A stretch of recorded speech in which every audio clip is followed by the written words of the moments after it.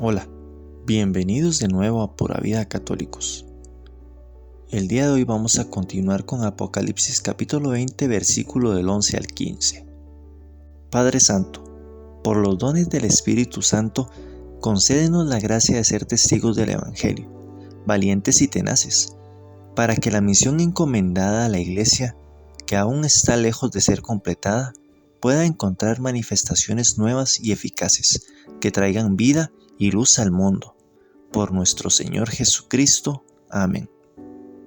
Vi un trono alto y blanco, y al que en él se sentaba, de cuya presencia huyeron el cielo y la tierra, y no dejaron rastro de sí. El autor sagrado pone con esta escena un punto final a todas las luchas y agitaciones terrestres. Toda oposición contra Cristo y su Iglesia es desterrada para siempre. De este modo se podrá volver a una paz y a una felicidad que superarán con mucho la paz y la felicidad de nuestros primeros padres en el paraíso terrenal. San Juan también ve al que está sentado en el trono. No dice quién es, porque para él, que es judío, el nombre de Dios es impronunciable. Es el Dios, el juez universal, cifra en Mateo capítulo 18 versículo 35 y Romanos capítulo 14 versículo 10. Pero ciertamente Jesús, Dios hombre, está también sentado a la derecha del Padre, porque ha sido constituido por el Padre juez de vivos y muertos.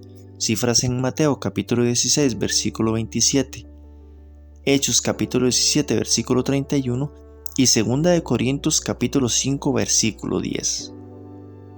San Juan entonces contempla a Jesucristo sentado en el trono, en disposición de juzgar al mundo. Es el juicio final, en el cual se pone término al drama terrestre. Dios va a asignar a cada uno la suerte que le ha merecido sus obras por toda la eternidad. Dios mismo es el que juzga. El juez supremo aparece sobre un trono, y ante su presencia se produce un cataclismo, pues desaparecen el cielo y la tierra. El profeta Isaías también emplea una imagen bastante parecida. La milicia de los cielos se disuelve, se enrollan los cielos como se enrolla un libro, y todo su ejército caerá como caen las hojas de la vid, como caen las hojas de la higuera. Cifras en Isaías capítulo 34 versículo 4. A la apertura del sexto sello, cifras en Apocalipsis capítulo 6 versículo del 12 al 14, se produjo una escena muy semejante, en la cual se debe de inspirar nuestro pasaje. Cuando Dios interviene en la historia, los elementos del cosmos se conmueven ante la presencia de su soberano Señor. La magnitud del cataclismo presente, el cielo y la tierra huyeron sin dejar rastro. Indica la importancia de la intervención divina. El trono en el que estaba sentado Dios, el Rey Supremo, era alto, para significar de algún modo la alta dignidad de quien se sienta en él. Cifras en Isaías capítulo 6 versículo 1. Su color era blanco, propio de los personajes celestes, y que simbolizaba la victoria, la santidad, la justicia y al mismo tiempo la misericordia. Cifras en Apocalipsis capítulo 6 versículo 2 y capítulo 19 versículo 8. La majestad del que se sienta en el trono es tan grande que los cielos y la tierra no pueden soportarla y desaparecen sin dejar ningún rastro. Serán reemplazados por un cielo nuevo y una tierra nueva. Cifras en Apocalipsis capítulo 21 versículo 1. Vi a los muertos grandes y pequeños que estaban delante del trono. San Juan ve después delante del trono a los muertos que habían de ser juzgados. Eran los hombres que habían muerto, pero que ahora habían vuelto a la vida. La multitud estaba compuesta de personajes que en el mundo fueron socialmente poderosos y grandes, pero tampoco faltaban los humildes y de condición baja. Todos estaban de pie delante del trono esperando la asistencia del juez supremo.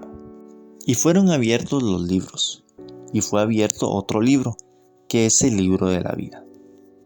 Cuando todos estuvieron reunidos, fueron abiertos varios libros. En unos estaban escritas las obras buenas y malas de cada uno de los hombres que habían de ser juzgados. Pues como dice el libro de Enoc, que es un libro apócrifo, todo pecado es anotado día por día en el cielo en la presencia del Altísimo.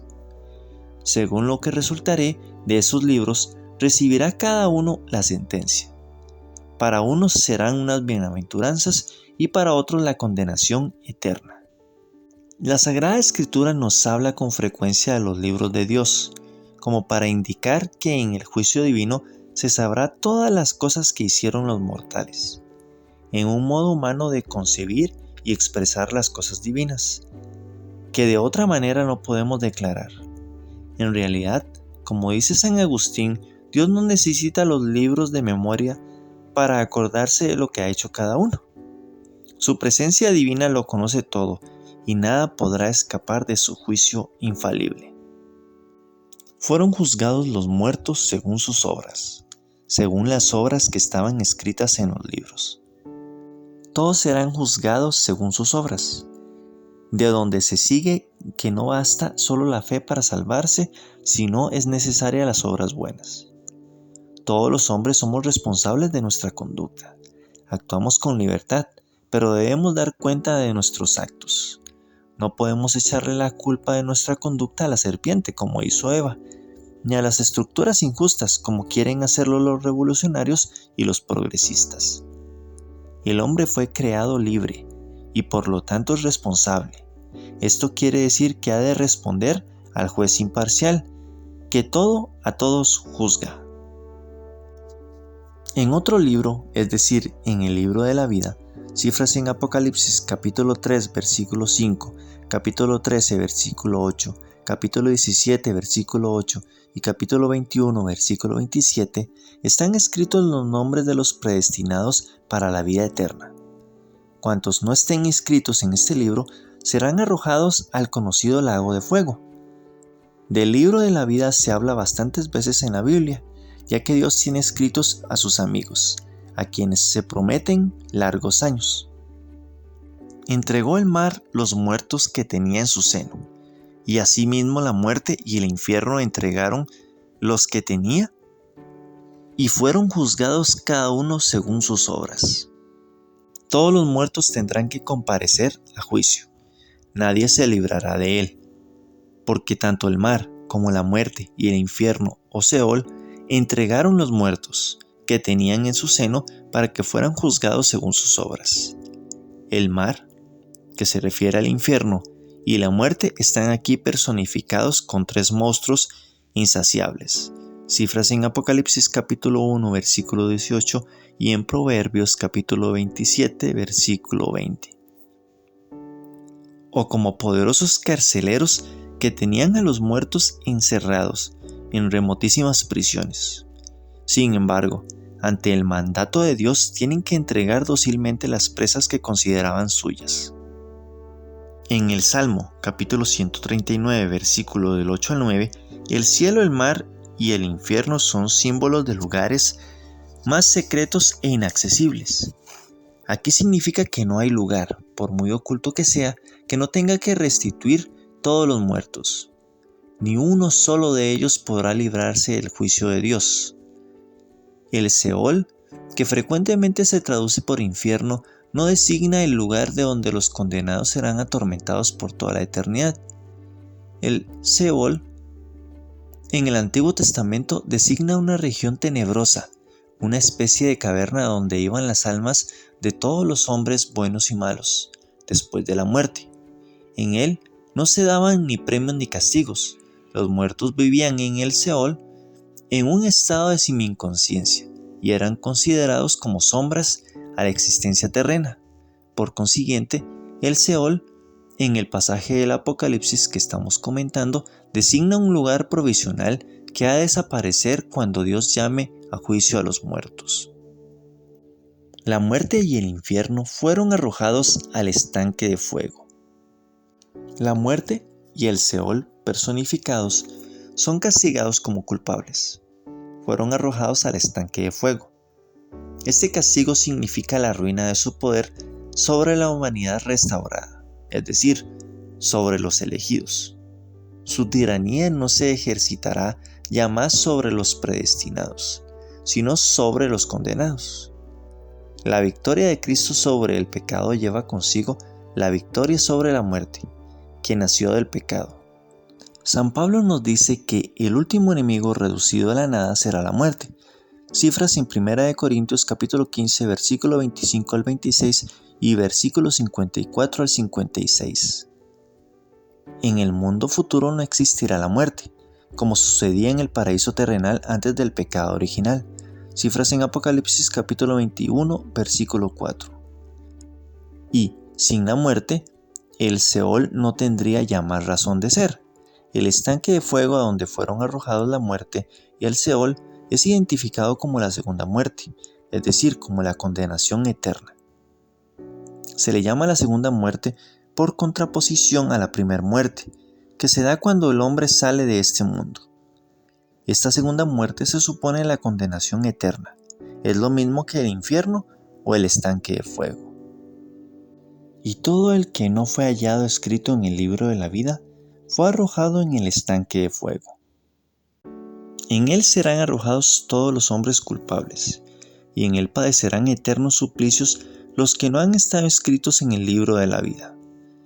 Cifras en versículo 15 del Apocalipsis y en Mateo capítulo 25 versículo del 41 al 45. Son todos aquellos que no quisieron aprovecharse de la gracia de Jesucristo y que la iglesia les ofrecía.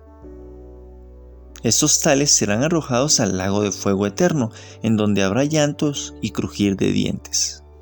Fuego reservado para el diablo y para los cuantos que le decidieron seguir. Con esto termina la historia del mundo. El autor del Apocalipsis hace hincapié sobre todo en la resurrección de los que no estaban inscritos en el libro de la vida. Después nos declarará la suerte dichosa de los justos en la Nueva Jerusalén.